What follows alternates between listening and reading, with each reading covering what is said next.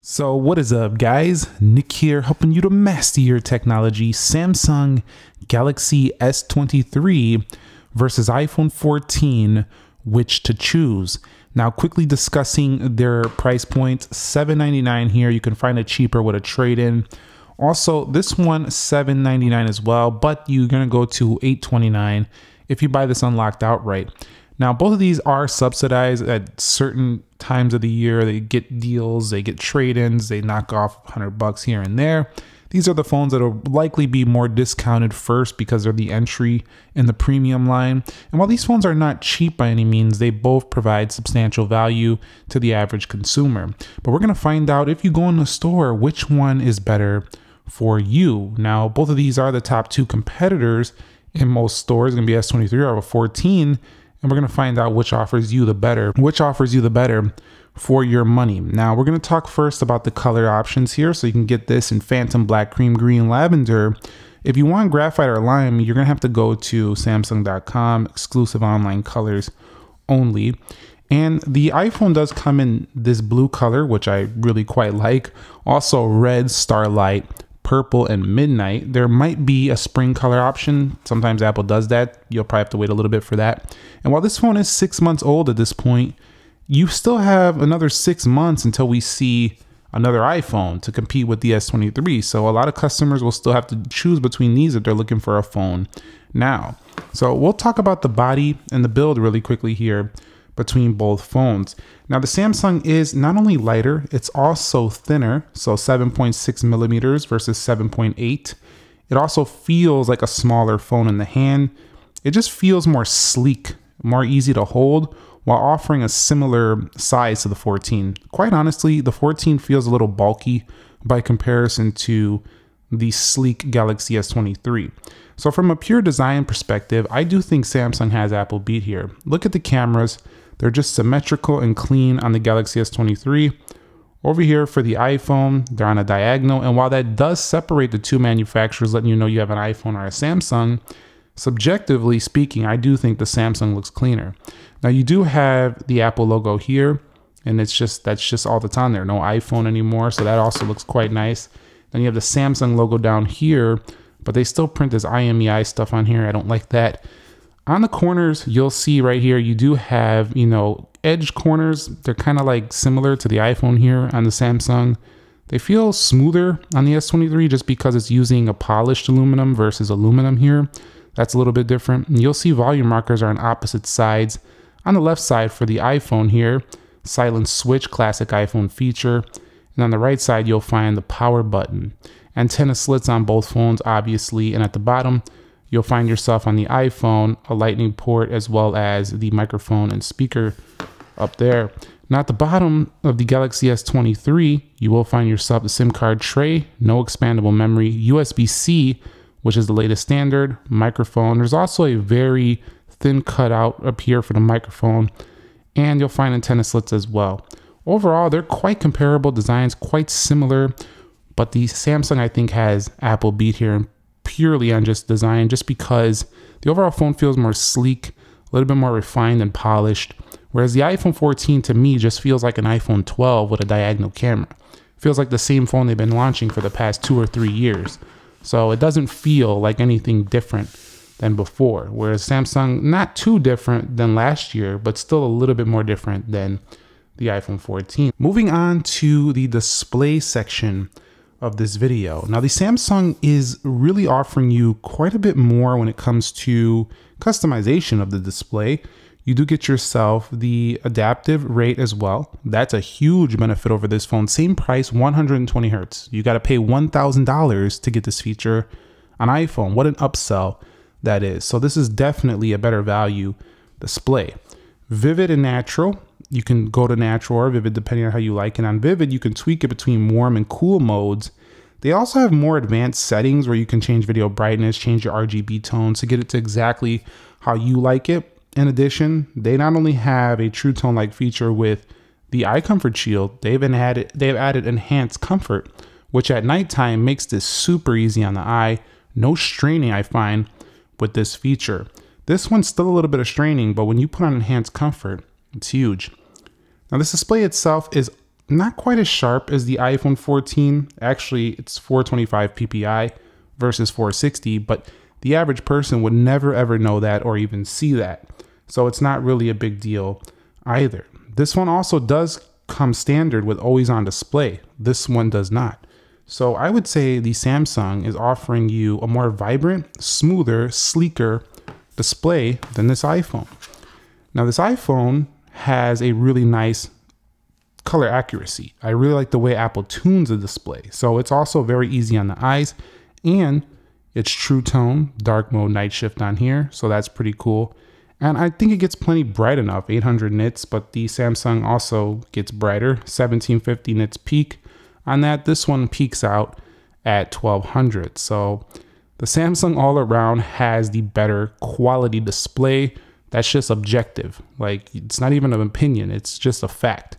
Now, the iPhone 14 here has a notch. Now, some people kind of like the notch, lets people know that it's the iPhone, but a lot of people just don't. So that's going to be more of your own personal preference, but you do get Face ID up there, which is a benefit for a lot of people. And since we're talking about Face ID there, let's just talk about the in-display fingerprint, which is also quite good. And the Face Unlock, which I have enabled, you can bypass the lock screen. So just getting into the Samsung is a faster experience. Overall, I would say that either way you go, you're not going to be disappointed with the display, but I definitely feel like I get more value for money with the Samsung panel, and it's just more enjoyable to use versus the iPhone feels kind of like how it's been feeling for the past several years. It just feels like a good display, but it's not impressing me too much. Apple really needs to bring a 120 hertz to the next iPhone model right here. Like the iPhone 15 needs to get 120 hertz or 90 hertz to smooth it up a little bit. Now, when it comes to software, this is where it's really going to be down to, do you like One UI 5.1 or do you like iOS? And a lot of people on this channel are definitely going to pick iOS all day to the bank. But here's the thing, both of these platforms I think are the best, for if you want to customize the Samsung. Also, it's not just if you want to customize. Samsung offers some great features that Apple doesn't offer, like Samsung DeX that turns your phone into a computer. They're building out their ecosystem where they have the Galaxy Watch 5, they have tablets, Galaxy Books. So you can actually build out your whole Samsung ecosystem and be just fine. It's just a lot more feature packed than the iPhone. And I'm not trying to just sell you on this phone. I'm just telling you what I noticed. Now the iPhone, where it really shines over the Samsung is polish. It's just simple. The icons, in my opinion, still look better. They just look a little more, I would say, refined. The icons can look a little cartoony, in my opinion, on the Samsung. But overall, it's not a big deal. They both do look really nice. And I just think you have a really great option now. I mean, the phones you're getting now versus when I was coming up, these phones are so much better, faster. Now, the software updates is another big strength for the iPhone. It just gets them faster and potentially longer, but Samsung is promising 4 years, 5 security. So you do have long-term support on the Samsung as well. So that's not really a main reason to just pick the iPhone. But picking the iPhone ensures, I think, a more simple, easy to use experience. But Samsung is getting easier to use than they used to be. But I still think that the iPhone has still a little bit more of a easy to use kind of experience, because you can really dig into things with the Samsung. Even though on the this right here, it kind of looks like they're similar. When you actually start digging around, there is like a lot of menus and like a lot of things you got to customize and tweak to get the phone to operate just in the way you want. Versus the iPhone is kind of the same for everybody. It's just icons, settings menu, and that's about it. Change your wallpaper. Samsung, you can go a lot more in depth. You can go ahead, you can add widgets on both, but you can go ahead here and you can go to the theme store and go to town on customization. You go to settings, there's a ton of things you can change on your home screen, including auto rotate, changing the grid size, stuff like that. So overall, I mean, you can really go to town, get in depth on the Samsung, whereas on the iPhone, you are kind of like similar to everybody else's phone. So software, it's really down to your personal preference, honestly. They're both super smooth, both get updated a lot, and that's really just gonna come down to you. Now, talking about performance though, I will say from a benchmark perspective, Apple's gonna win this one out. Their A-series Bionic is usually ahead of the Qualcomm system on the Samsung. However, I will tell you that in real world practice, the S23 feels faster than the iPhone 14. Reason being, adaptive refresh rate display. In addition to that, it has the Qualcomm Snapdragon 8 Gen 2 for Galaxy, designed specifically for this phone. One of the first mainstream phones of the year to get this chip. And it stays cool for the most part in my experience, and it's just butter smooth. There is no lag, no stutters on this device at all. I haven't run into zero on this phone, which is saying a lot for a Samsung device. They've usually had twitches, lags, things like that. Not today, not in 2023. They fixed that. And I think they can still get a little bit smoother with their animations. Like, they're already doing an amazing job. They can always improve things, but for now, it's just really, really good. The iPhone feels very fast, but there's like this stutter with the 60 hertz. It's not even a stutter. It's just kind of like, if you've seen 120 hertz and then you see this, you're just like, come on, this should be smoother. Like, the display should just be a little smoother. It's just super fast with this like older kind of refresh rate, which is kind of like weird at this point. So especially at $800, I don't like that price for that feature. I think this should be $600 if we're gonna have 60 hertz. So let me know your thoughts on which one you think is the better software and performance. But overall, I could tell you in real world practice, S23 feels faster. iPhone probably technically faster in certain areas like benchmarks, for example, or maybe the odd game here and there. Another thing to note is that the Samsung Galaxy S23 does have more RAM. This has 8 gigabytes versus 6. However, we all know that the iPhone does not need that much RAM to perform well. So it's not really a big selling point or anything like that. Now on the Samsung, you can get an Adreno 740 GPU, Apple built GPU here, 5-core graphics, very quick. One thing that's ahead, I think, on the Samsung is USB-C. We have USB-C, and this is the latest 3.2 standard with UFS 3.1 on the 128 gig or 4.0 if you go up to 256 gigs. So, I mean, latest standards of transfer speeds, it's blazing fast. Apple has NVMe storage on here, but it also uses Lightning, which is archaic at this point. Even their iPads and their MacBooks have Lightning. Can we go to Lightning, please? On the next one, Apple, let's make it a little more universal. That would be really nice. But that's just a little bit of a difference there. Now, moving on to the camera sections. So right off the bat, anybody can see these two, 3 versus 2, same price, Samsung wins easy. Yes, they do win easy when it comes to that. I mean, you're getting 3 camera system versus a 2. This is closer to that of an iPhone 14 Pro, which some people would say, why aren't you comparing it to that? Reason why is the price. You know, you can get this phone at this way cheaper than the iPhone 14 Pro. And because of that alone, I'm giving Samsung the win. You're just getting more for your money. Now, you can see on the front-facing camera, they've also improved this as well. And if you could say, well, Samsung phones, their colors look too cool. They don't look warm. Well, now look at this. They have this feature. You could put natural, warm. There's no complaints. Go over here to face. I can see the smoothness. Now, I did do some nighttime video. It didn't look great. Nighttime selfies are fine, but nighttime video didn't look great, so they can improve there. But nighttime video doesn't look great on a lot of phones. I don't even think it looks great on the iPhone. We'll go over here to night mode. This does night photography. And you can see just a lot of features you can do on this phone. Pro, Pro Raw, Expert Raw, food modes, panoramic. I mean, the list goes on and on and on. And it's the results that matter too. Samsung is giving you really good results here with 8K video, smooth 4K 60 as well with really good stabilization. Now, Apple is no slouch here. I really love this one too because it gives the consumer a really easy to use but also really great camera experience. Especially, I like the front-facing camera more. So if you're into selfies a lot, you take a lot of pictures of yourself, you want to post on the gram, I still think that the iPhone has got a better selfie camera.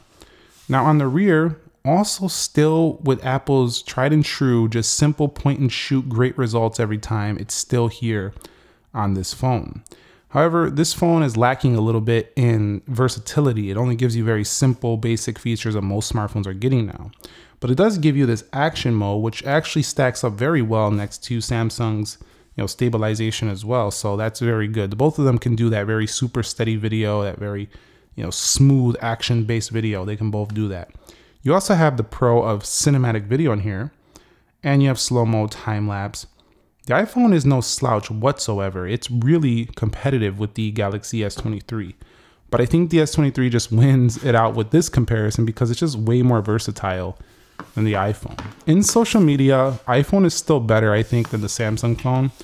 Although they're pretty close. Samsung is improving that. But so if you do a lot of social media work or you do a lot of things where you're on the socials, I still think the iPhone's a better choice. But if you're like someone who's doing like more video, photo, and you're transferring the computer, or you're just like, you just want a lot of versatility, you really love photography, like switching it up, changing out, you know, things and kind of get more manual, you'll love the Samsung. It's just much more versatile experience. Now, when it comes to their audio performance, Samsung gets louder, but Apple's sounds better. So if you're looking for the louder speaker, go to Samsung. If you're looking for probably the slightly more crisp, I would say it's the iPhone 14 in this comparison. So definitely keep that in mind between these two when it comes to audio. Now, when it comes to their battery life, this is a huge deal for a lot of people. And I'm happy to report that the Samsung phone is no slouch anymore. It was not really making me through a day on the S22. Now it's a different story. I do find the S23 easily making it through a day. It's not going to go much more than that, but it's pretty good. The iPhone easily makes it through a day, and not having the 120 hertz probably helps it here. This phone easily outlasts, in my experience, the Galaxy S23, but not by as much as you might think. It's probably only by maybe an hour, maybe 45 minutes to an hour in my experience. And they both charge very fast, but the iPhone doesn't charge as fast as the Samsung at 25 watts versus 15 watts here on the right. From a connectivity standpoint, the iPhone is a little bit behind as well. We do have Wi-Fi 6E. On the Samsung, we have Wi-Fi 6 over here. It's just a little bit, not a lot. Dual band, and we have tri-band on the Galaxy S23. Now, the S23 also does have, like I said, the 3.2 via OTG. And over here, we do have USB 2.0, so that's kind of older too. But actual, you know, the actual 5G call quality, very good on both.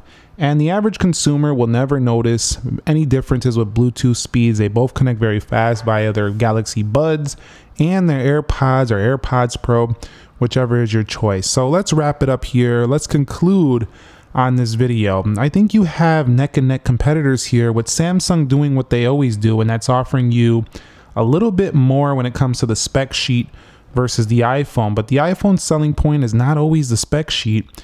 The software keeps people here. You know, year after year, it keeps people here. The Apple branding keeps people here year after year. And while Samsung doesn't have quite the amount of users that Apple has here in the US, where I'm based, I always see iPhones everywhere. You know, they have to do a little bit more to get you to like that phone a little bit more. And I think they did enough, because I personally think that this phone is sleeker, offers more value, and it's just better hardware than the iPhone 14 for the money. However, that's not going to make everybody decide to pick a Samsung phone. So if you're open-minded, I think you're getting the better phone here. If you're like, nope, I do not like Samsung, goodbye Samsung, I do not like your phones, the iPhone 14 still represents a really good option, a good pick at this price point. But if you're really wise, you might want to just wait until the 15 comes, because that pick is going to be better than the 14. Much better, I think, because I know Apple knows that this phone right here is kind of weak sauce. If they've been looking around, I'm pretty sure they're going to really upgrade this phone to go to, you know, like maybe a dynamic island, a smoother display, thinner bezels, something like that. And then Samsung will probably be shaking in their boots later this year. So let's go ahead and wait it out for that. Let me know your thoughts on these two down below in the comment section of this video, which one you're going with or plan to go with. And if you have any questions, comments, concerns, you could drop them down there below. Nick here. Thank you very much for watching. Be sure to be well and subscribe for more content. We got content coming all year. I'll catch you on the next one. Peace.